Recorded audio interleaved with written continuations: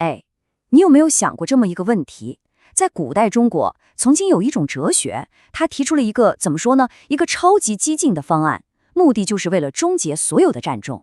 但奇怪的是，今天啊，我们却很少听到它了。所以今天咱们就一起来重新认识一下这个既强大又特别独特的思想——墨家学说。好，咱们直接就来看它的核心问题：无差别地去爱每一个人，这真的能改变世界吗？我知道这听起来可能有点乌托邦，不太现实，对吧？但你敢信吗？这恰恰就是2000多年前墨家思想的根基。可以说，这个提议无论是在当时还是放到今天来看，都绝对是石破天惊的。那么，要想真正理解墨家为什么要提出这样的想法，咱们就得先穿越回去，回到他诞生的那个时代，也就是中国的战国时期。那可是一个持续了整整2个半世纪的非常动荡的年代。你想象一下，那是一个什么样的世界呀？简直就是天下大乱，各个诸侯国之间打来打去，战火连天。今天咱们还是盟友，明天可能就刀兵相见了。那对普通老百姓来说，意味着什么呢？就是没完没了的痛苦，每天都在生存线上挣扎。而这个恰恰就是墨家思想想要去解决的那个最根本的问题。就在这样一个乱世里，有一位思想家站了出来，他特别坚定地相信自己找到了解决这个乱局的办法。这个人就是墨子。他可不是一位普通的哲学家，跟当时其他人很不一样。他更关心的是什么呢？是实际效果，而不是那些听起来很玄的礼仪啊、理论啊这些东西。那墨子到底是个什么样的人呢？他可不是什么贵族出身，恰恰相反，他很可能就是一个手艺人，或者说工程师。正是因为这个身份，他才亲眼看到了战中对最底层老百姓的伤害有多大。所以啊，他的哲学从一开始就有一个特别明确的目的：解决问题。而且他的这种实用主义精神不光是说说而已。墨家这个学派啊，他们不光研究逻辑，甚至还特别精通防守战术和工程学。他们做所有这些事儿，说白了就为一个目标：停止战争。于是呢，墨子就提出了他的核心理念。这个理念呢，怎么说呢？在当时绝对是石破天惊级别的，可以说是彻底颠覆了当时所有人的主流观念。这个理念就是兼爱。咱们来拆开看啊，兼就是指所有的、全体的意思，爱就是关爱，所以合在一起，它的核心原则就非常清楚了。我们应该平等地，没有任何差别地去关爱每一个人，不管他是你的亲人还是陌生人，也不管他来自哪个国家。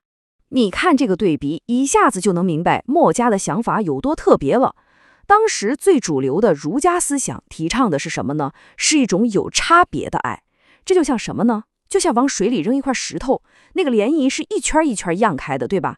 你的爱对家人是最强的，然后慢慢往外，对朋友、对相邻、对陌生人就越来越淡了。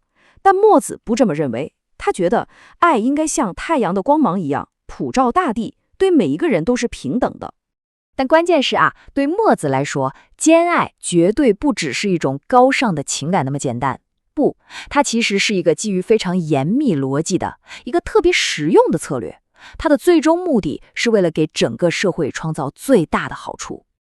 没错，墨子这个人呐，可以说是一个彻头彻尾的结果导向者。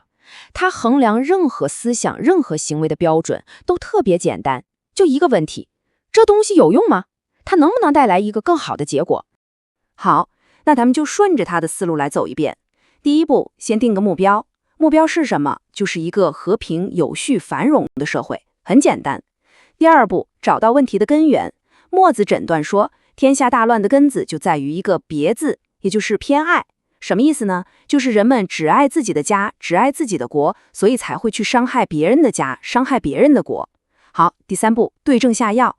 既然问题出在偏爱，那解药当然就是它的反面，兼爱嘛。所以第四步，得出结论。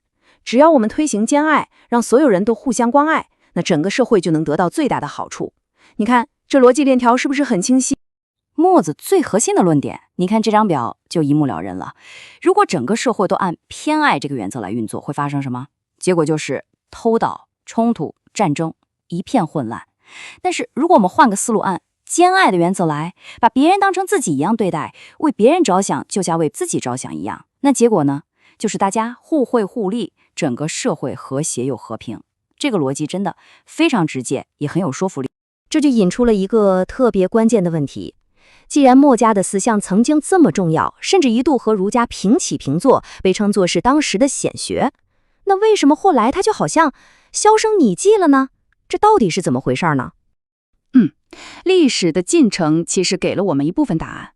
你想啊，在百家争鸣的战国时代，墨家可以说是儒家最强劲的对手。但是到了公元前221年，秦始皇统一了中国，为了控制思想，他搞了个焚书坑儒。虽然名字里有儒，但实际上是把所有非官方的学说都给打压了。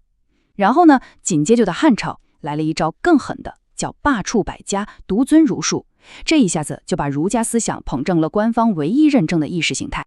当然了，除了政治上的原因，墨家思想本身也面临着一个挺大的挑战。它的核心理念兼爱，在很多人看来实在是太理想化了，要求太高，甚至可以说是有点违背人之常情了。你想想，让你爱陌生人跟爱自己爸妈一样，这太难了，对吧？相比之下呢，儒家那套以家庭为中心的伦理结构就更符合当时那个社会的需要，也更容易被统治者拿来维护社会秩序。这么一来，墨家学说就慢慢的被边缘化了，然后沉寂了差不多2000年。所以这就给我们留下了最后一个，但可能也是最重要的问题。